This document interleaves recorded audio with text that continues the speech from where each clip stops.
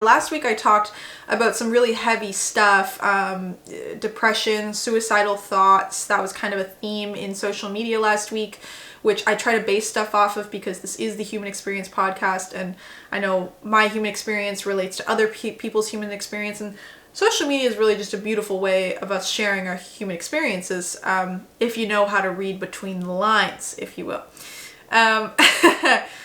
Now, I would say what I'm looking at here is just a question that I got on the YouTube channel, and I'm just kind of thinking through it here. The question was basically asking about meditation, because we chatted briefly about meditation on last week's podcast, and how to do it if you have an internal dialogue. Now, I want you guys to understand something.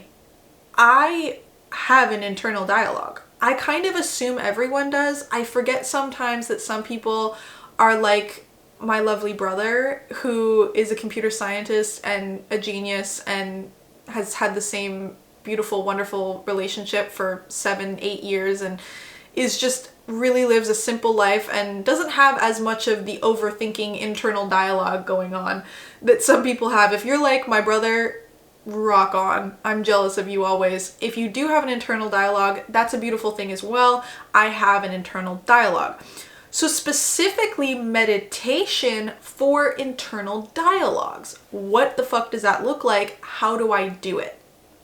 Well, meditation is not about quieting the mind. That's something that I got really confused on when I was studying yoga in India, back when I was 18, 19. I got really confused. They kept telling me to quiet my mind. It's not actually what they meant. It's not about quieting the mind. It's not about forcing yourself to not feel your humanity or not to be human. Thinking is a human thing. Your human has learned thoughts, and it's created this momentum of thoughts that's just kind of continued and grown and sped up with momentum over the years, is kind of how I see it. I don't know if that's how you guys see it. So canceling that human dialogue in your brain would be an act of non-acceptance. And the whole point of meditation is acceptance, surrender, and blindly trusting. It's just a feeling of trust. So we never want to go towards not accepting ourselves. We always want to move towards acceptance.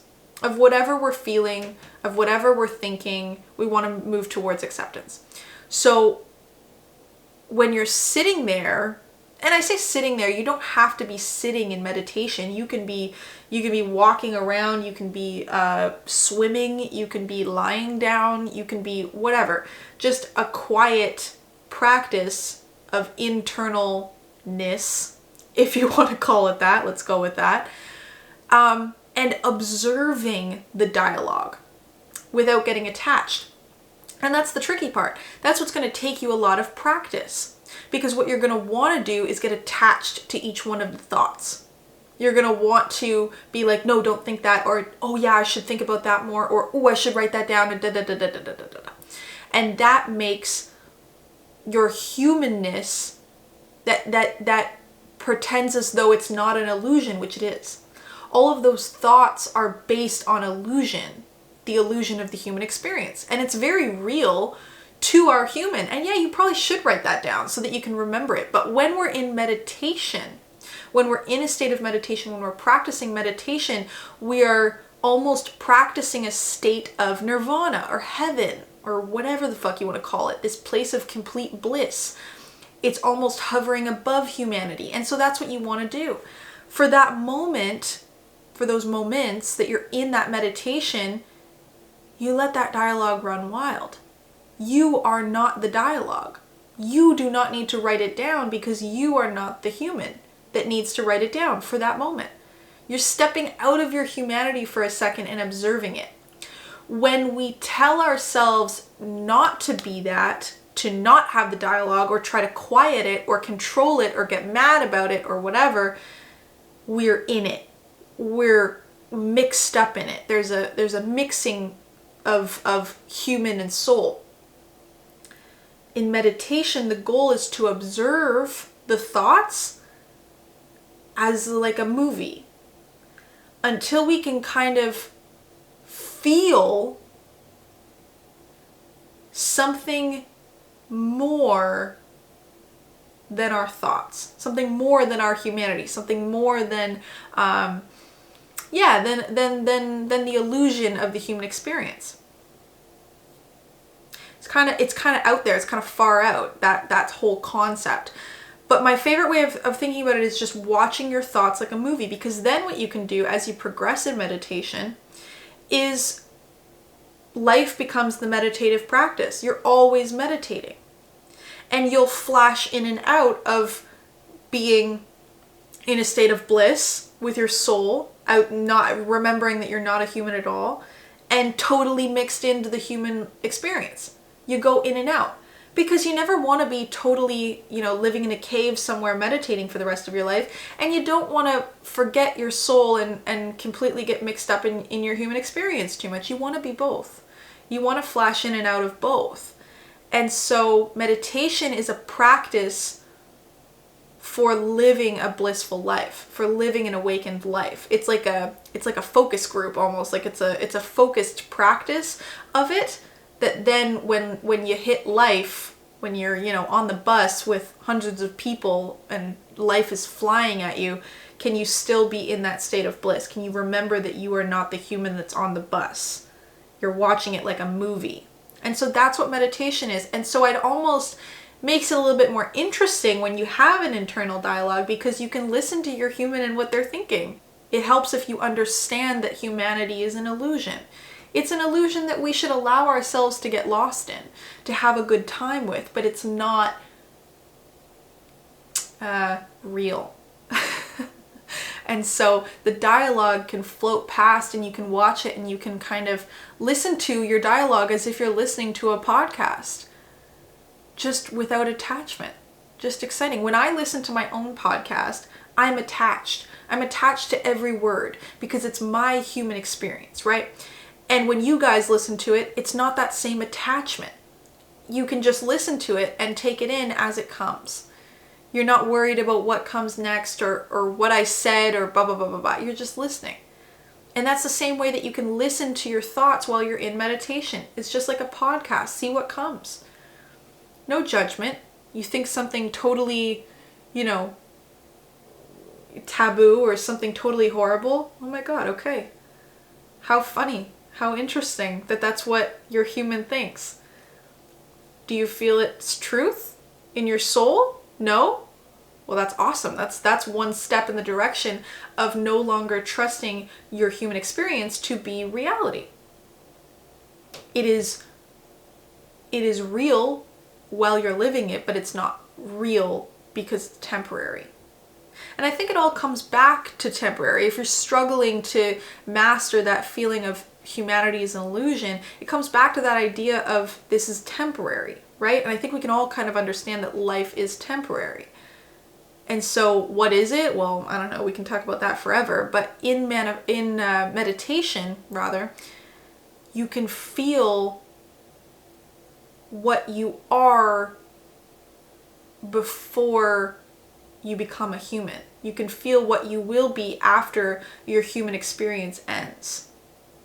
There's this everlasting thing, I like to call it a soul or a witness or a God self, source, truth, nirvana, so many words for it.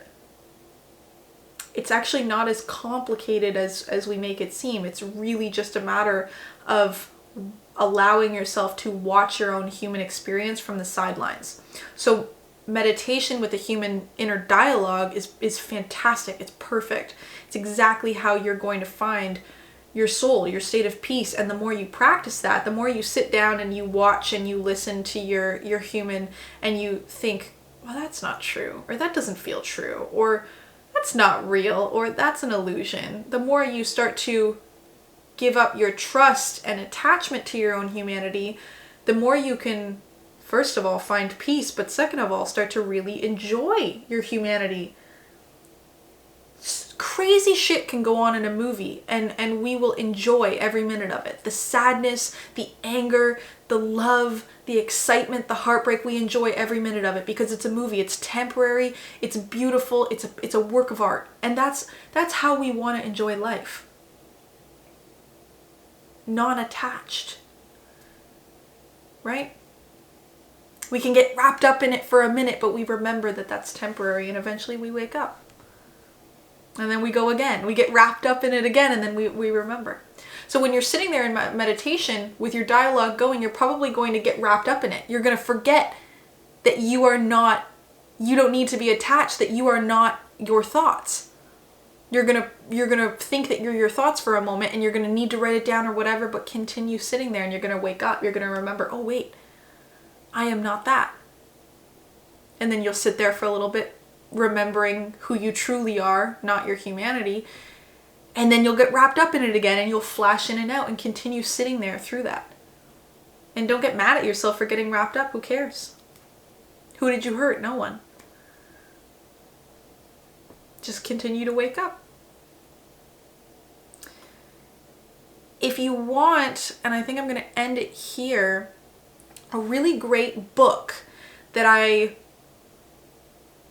have read on this sort of topic, where I'm getting a lot of my work from, because again, guys, my work all comes from other works. I'm just teaching what I've learned in my human words, through either spirit and my own connection to spirit, through texts that I've read, through courses that I've done, teachings, whatever it is, right? Places I've been, people I've met. I'm just compiling it here for you guys. The book is called Awareness by Osho. I love all of his work. Many years ago, I started reading his work and I did not understand it, and it made me very upset. And now I've come back to his work and I adore it, and I think it's just absolute stream of consciousness truth. So it might not connect for you at all the same way that my work might not connect for you, and then maybe it will in a couple years. Either way, as soon as you learn, as soon as you hear these words, hear this truth, and it kind of connects in your soul, you're already going to find your way back to yourself. The point of, listening to me or reading a book or learning these things isn't to learn it and then for it to be true. It's to hear it and then figure it out to be true on your own, through your own life, through your own human experience. So really, I'm just putting a bug in your ear. A really long bug. So thank you guys for listening to this week's episode. I love getting your questions, comments, concerns, because it really sparks interest for the next episode. So if you guys have questions, do comment or just shoot me a message, Heal with GC on Instagram. Yeah, I'm really excited. Next week is my free live course. If you're listening to this live, I'm doing a live course, but if something that's always going to be around is my 7 Phases of Human Awakening course, which is going to be launching in January. So if you're listening to this anytime after January 2023, it is already around and you can get your hands on it. So definitely check out our Instagram, Heal with GC, like I said, because that is where you can get this course and do a lot of this work that I was talking about today in this episode with manifestation, meeting your truth, moving from your truth, going inwards, all that shit. A lot of people are always asking me how to do that. Well, I have a super affordable course that you can get your hands on and do on your own time. 7 weeks of healing and going inwards and awakening and learning all that good stuff. So if that sounds like fun to you guys, check it out. I can't wait to launch it because this is being recorded just before it launches. And I will see you guys next week. Love ya.